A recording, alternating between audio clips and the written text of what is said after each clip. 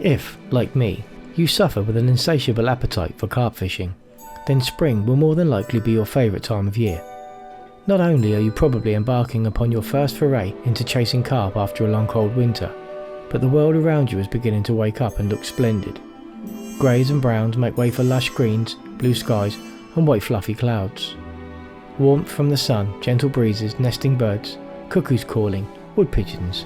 These things epitomise early season carping, and though they are not essential, they make the journey so much nicer. For my part, it's been a winter season beside the sea. Carp fishing for me has been a distant thought.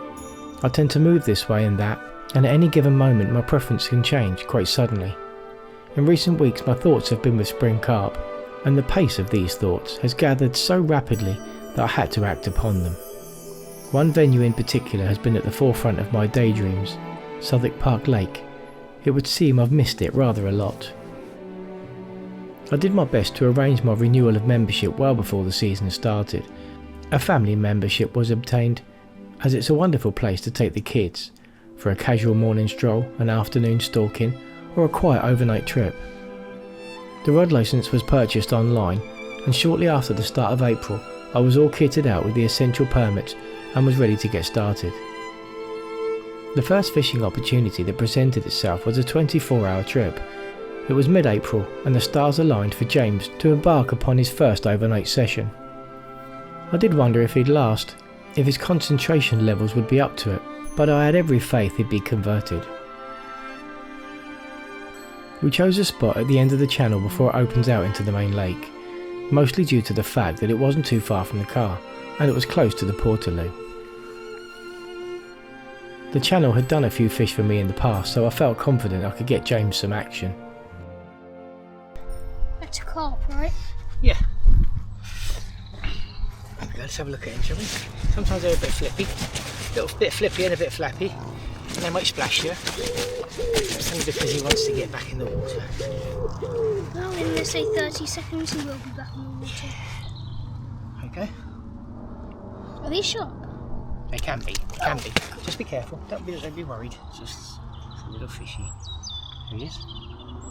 Slimy. Happy with that? Yeah. What's his name? Common carp, his name's Cedric. Cedric. Yeah. Okay, should we put him back? Yeah, put him back. Wicked. First one. So that's our first one of an overnight stay. Aha, there we go. What's his name again? Cedric? Cedric. So guys, that is the first fish of an overnight stay. His name is Cedric. He's a common carp in HMS Dryad Lake in Southwark. Didn't bring any towels. Oh, I'm just using my own t-shirt.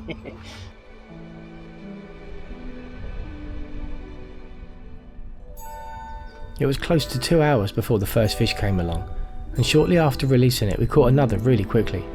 They'd obviously turned up. I gave James the opportunity to play the fish.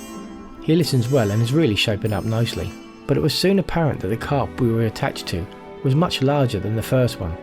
I feared that poor James might have been pulled in if I'd let go of him, so I took over and asked James to play gilly instead.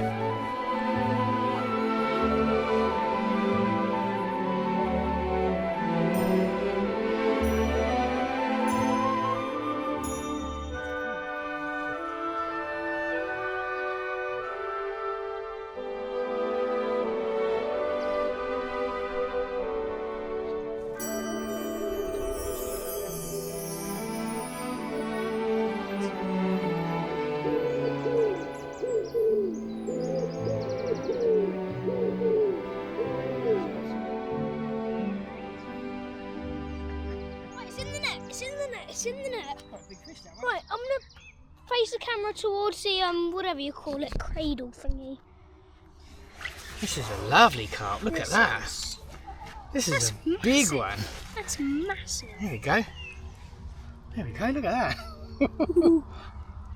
That's beautiful, isn't it? That's massive. That's got to be about 11, 12 pounds. That's really slimy. Yeah. And it looks, and the scales look painted on.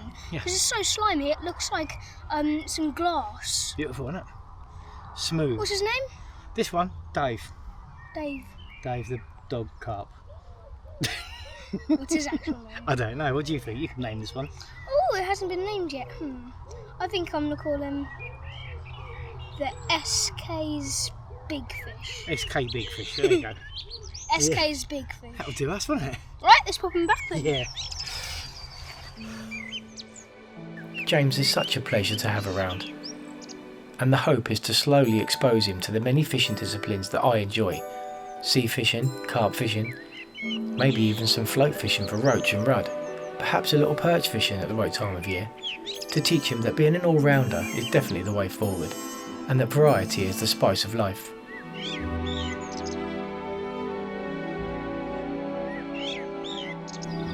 Things went quiet once more. James hopped inside the shelter and entertained himself while I prepared our evening meal, our favourite, hot dogs. After tea, the sky began to darken. We stood outside a while and watched the bats. Soon after, James settled down for the night, and after polishing off his hot chocolate, he snuggled into his sleeping bag and drifted off to sleep. I stayed up a little longer to listen to the owls. With the rod tips up high, the bats were hitting the lines, causing the alarms to bleep every few minutes. I decided right there to wind in, get a good night's sleep, and to resume fishing at first light. It was a broken night's sleep, as it always is when on the bank, even with the rods out of the water. I woke shortly before 6 AM and replaced the rods back on their spots.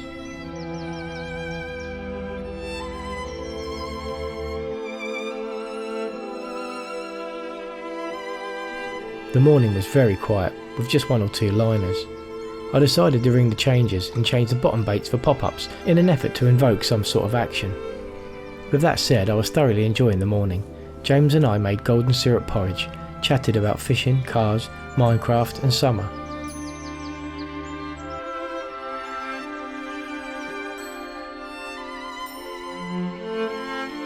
Some say that fishing is an excuse to be there, and right there, right then, that couldn't have been more true.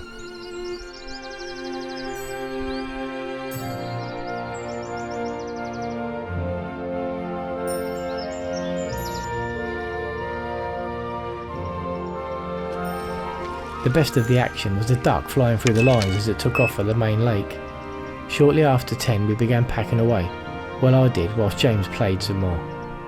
As we made our way back to the car park, I vowed to source a new barrow, one with 3 wheels to save my old back. We're already looking forward to our next adventure.